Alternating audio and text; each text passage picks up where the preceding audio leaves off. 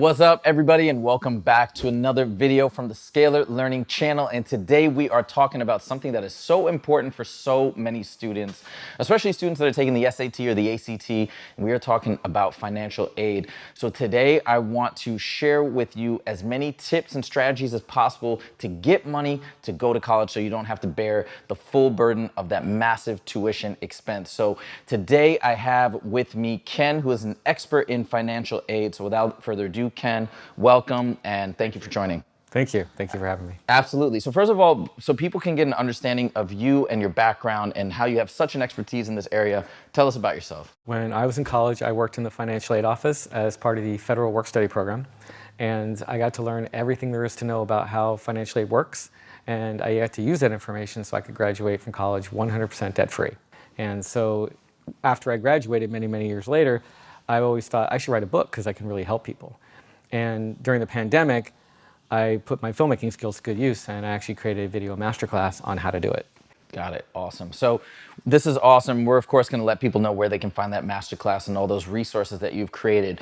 But for people watching today, let's get into it. Let's see what we can offer to watchers and subscribers and all that. So first, take us step by step. Now I know you have this awesome 5 first things that you should do in order to maximize your odds for financial aid. So step us through that. What's step 1? Right. So there's 5 steps to graduating from college debt free. And step 1 is from the federal government. So you're going to apply for the FAFSA. And I'm sure most of your audience has probably heard of that before.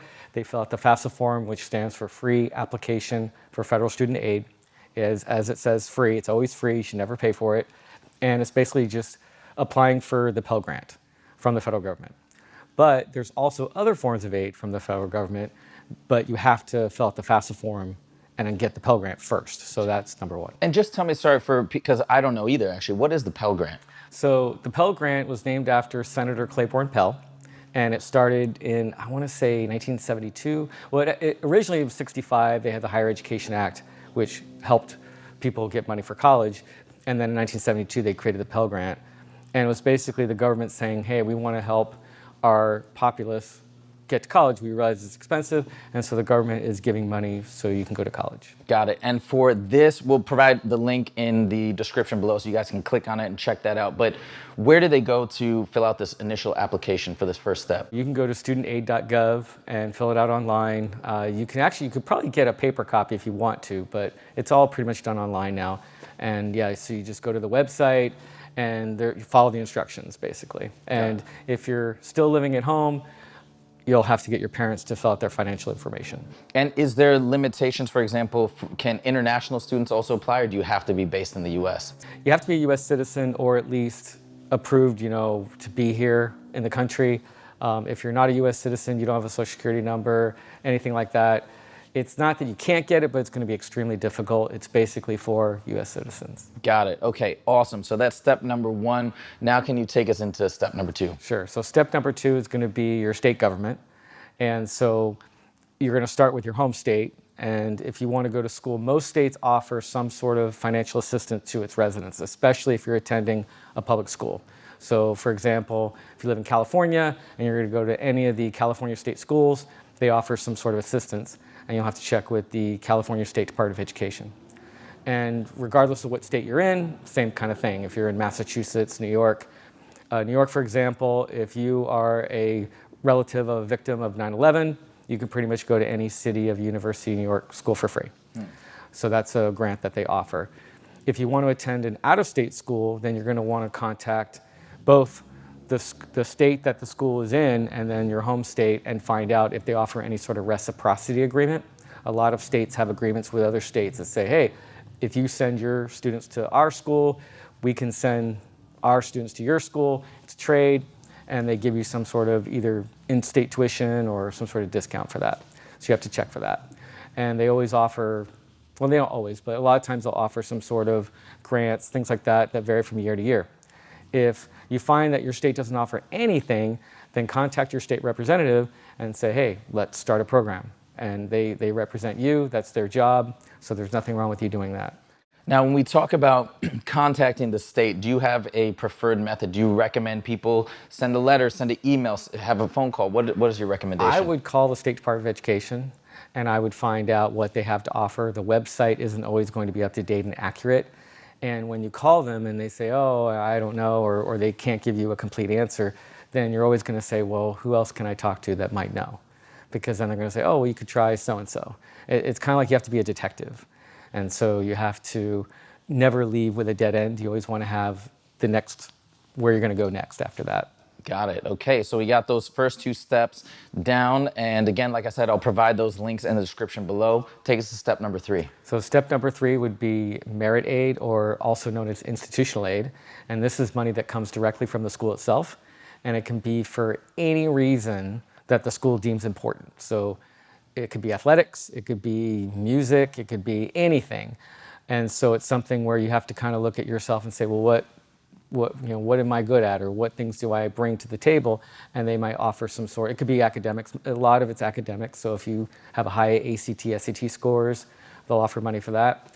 Now keep in mind that less than 1% of applicants actually get what's called a full ride, meaning that your entire 4 years is paid for. You don't have to pay a dime for anything. So the amount of college students that get that is very, very low. Now, usually everybody gets a little bit of something, but it's mostly never enough.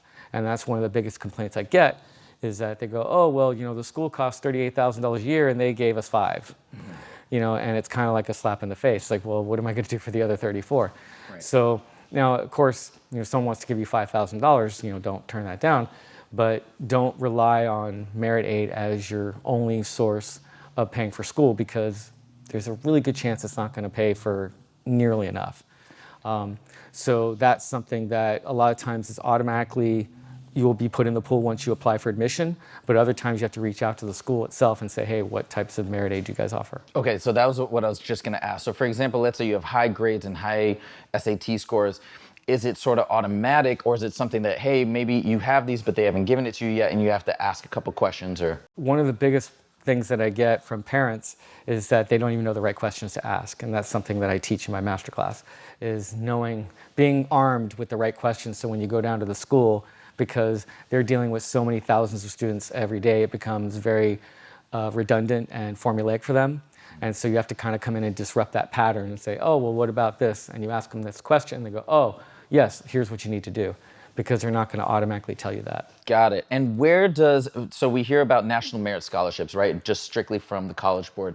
Does that fit into the same category, or is that a separate category? It does and it doesn't. It really, the main defining factor is where the money comes from. So merit aid, typically, it comes from endowments from the school itself. If it's coming from a private donor, then that would be step 4, which we'll get into, which is private scholarships and grants. But if it's coming from the school, generally there's an endowment that most schools have that give money for, and it could come from private sources, but they're giving it to the school, and then the school determines who wins. And again, so many students you could have a 4.0 GPA and a laundry list of awards and things that you did and still not get any merit aid. That's how hard it is to get. Got it. Okay. Well, step 1, 2, 3, let's dive right into step 4 as we kind of mentioned it. So step 4 is the biggest. And when I say the biggest, meaning that there's more opportunity to get the money. So in terms of size, and I always like to use this as an example, the difference between merit aid and private scholarships and grants is like the size of Earth to the size of Jupiter. It's massive. And so there's typically well over 1 million private scholarships and grants given out every year to the tune of $7.4 billion. So there's a lot of money given away, and a lot of this money, it's private. So the donor determines what the criteria is and who they're going to give it to. And it could be for anything. When I was in college working in the financial aid office, I had one family, their daughter was killed, unfortunately, in a car accident, and she was a nursing student. So they set up a foundation and they gave money to nursing students. That was the only criteria. But I've seen awards where, for left-handed people. I've seen awards for, Indian descent, or whatever the criteria that they decide. Because it's private, they can do whatever they want and whatever's important to them. And grades are always going to be a factor, but generally 2.5 usually is the minimum GPA. You don't have to have 4.0. And income certainly also, a lot of times they'll say, oh, must have financial need. But a lot of them don't. And so you have to do the research to find them, because they're not going to call you and say, hey, you should come apply. And for these, let's say if they're given by private corporations, are there any Are there ever any contingencies like, hey, we're going to give you this money, but we expect you to at least apply for a job and work with us for 1 or 2 years? Does that ever happen or no? It can. Okay. I mean, so again, because it's private, they can have all sorts of criteria. And especially like just for example, right now, there's a shortage of airline pilots. So if you want to be an airline pilot, I would say contact the airlines and see what types of aid they offer for you to go to school. They might even train you themselves because they have their own training programs, or they might say, hey, we'll pay for your entire education, but now once you're done, kind of like the military, you're going to come work for us, or you have an obligation, just like if you were enlisted in the military, you have to serve for 4 years, etc. It's so fascinating because you don't necessarily think about it as almost like a chase for a treasure hunt, right? Like where you're calling in all these places, but that's so interesting because I didn't really know all this, so this is fascinating. Okay, thank you so much for those first 4. Now take us to step 5. So step 5, and there's a reason why it's in this order, is negotiating college tuition. College tuition is 100% absolutely negotiable. Just like if you're on an airplane, the person sitting in the next row most likely didn't pay the same fare you did, or if you bought a car, the person bought the car, same car last week, didn't pay the same price you did. Everything's negotiable. It's number one indicator is going to be supply and demand, but you have to do your homework to find out. Just like if you're going to buy a car, you want to know what the MSRP is, things like that. You're going to find out how long has that car been sitting on the lot, how badly do they want to sell it. Same thing for college tuition. You have to do your homework to find out what's the student enrollment rate, how many people have applied versus what types of financial aid do they give. The bottom line is that, if the supply is down and the enrollment is up, it's going to be harder. But it doesn't mean you can't negotiate. But you have to do the first 4 steps, because if you go in there just step 5 without doing the first 4, they're going to laugh you right out of the office. Now, let's say we're in this position, because I want to know what you think is the best timing. So let's say you've gotten your decisions back, you haven't committed yet to a school. Is that the best time to ask, or is it after you've committed and say, hey, I've committed, but we're having trouble? Like, what's your recommendation? My recommendation is do the first 4 steps. Okay. And even if you haven't committed, that's okay, or you have. It doesn't really matter at that point. Because you never want to go to a school and say, oh, well, I have a better offer from somewhere else. You can do that, but you're playing a very, very risky game, because they know the game too, and they might say, well, fine, then go take the other offer from the other school. So it's a huge risk. The only time I would ever recommend you play schools off each other is if you're wanted by both schools or multiple schools and the other schools know it. Kind of like an athlete, they're being courted by several schools. They know that, and so it's easier to play them off each other.